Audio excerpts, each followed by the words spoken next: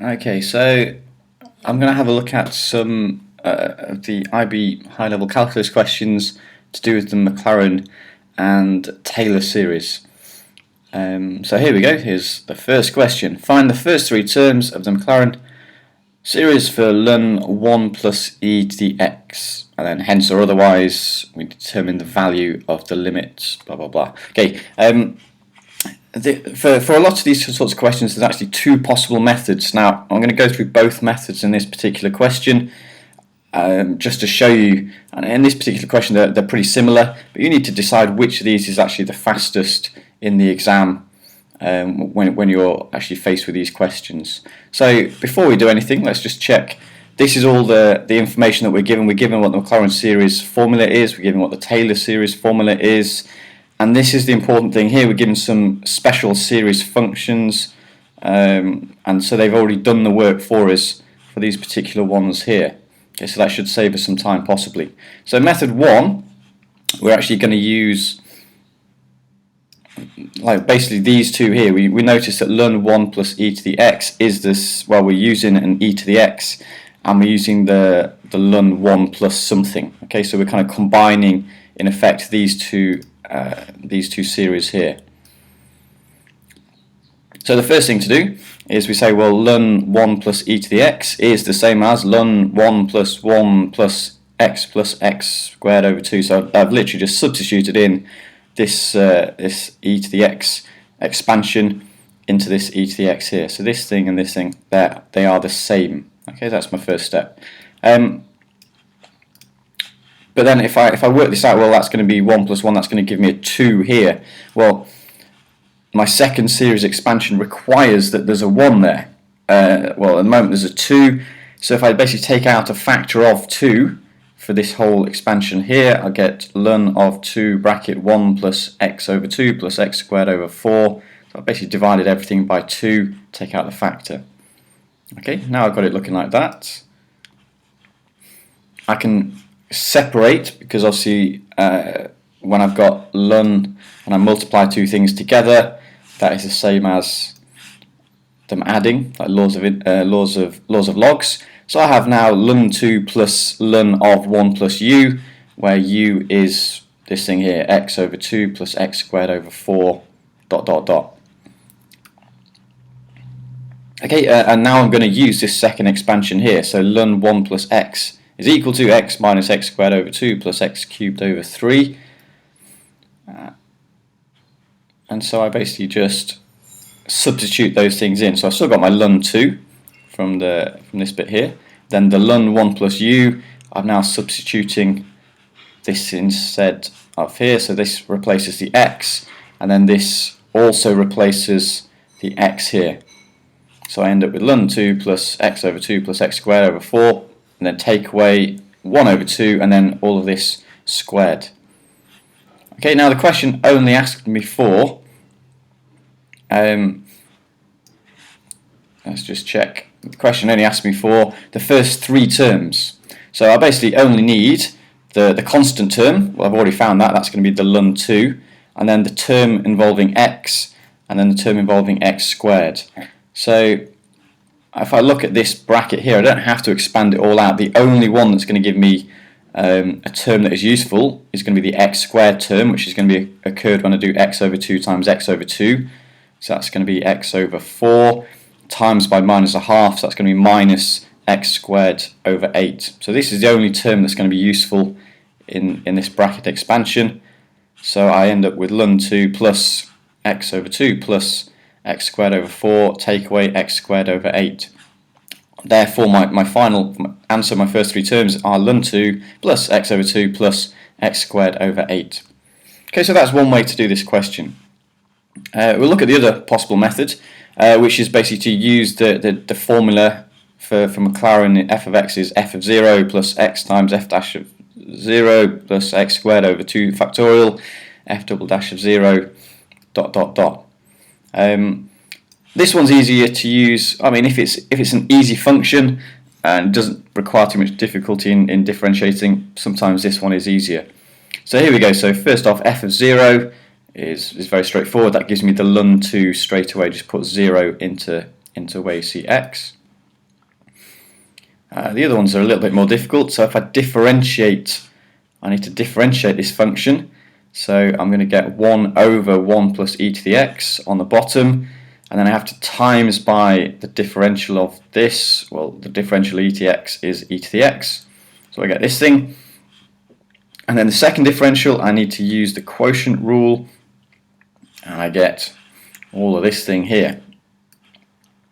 Okay, and then all I need to do now is basically put 0 into x. So f dash of 0, put 0 into here, so I get a half.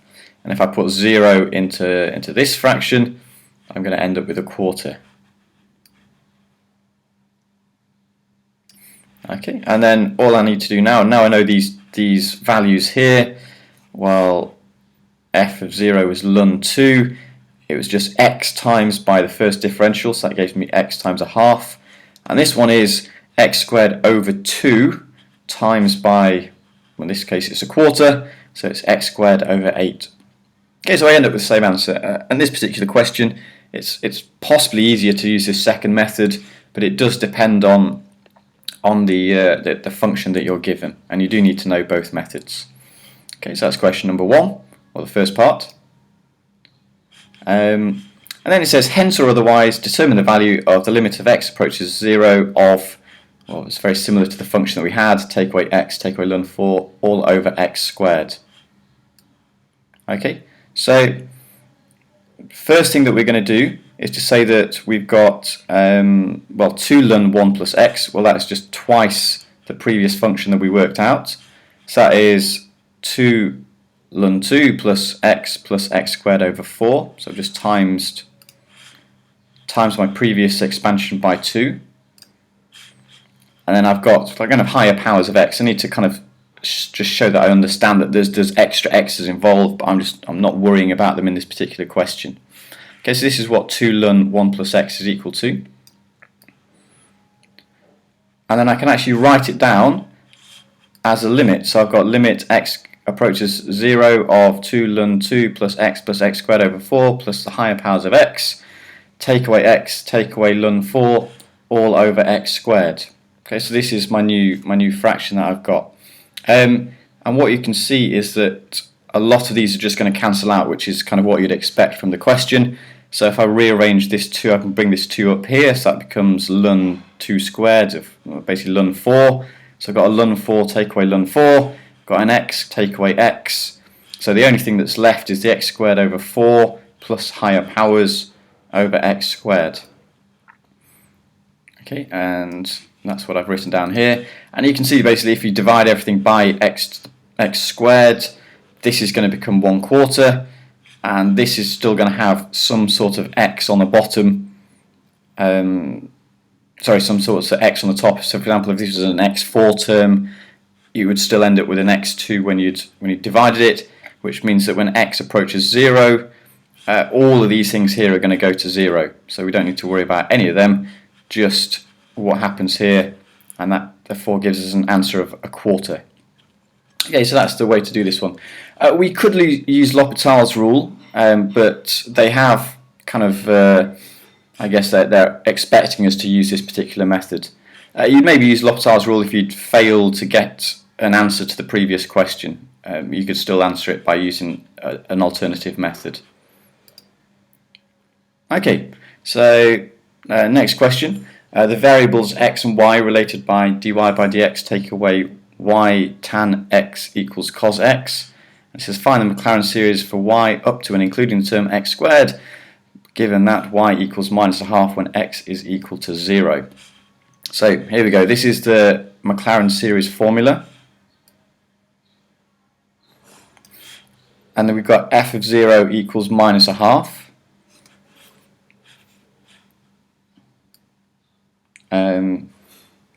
And so we've basically given this initial condition here. It says when x is 0, y is -pi/2.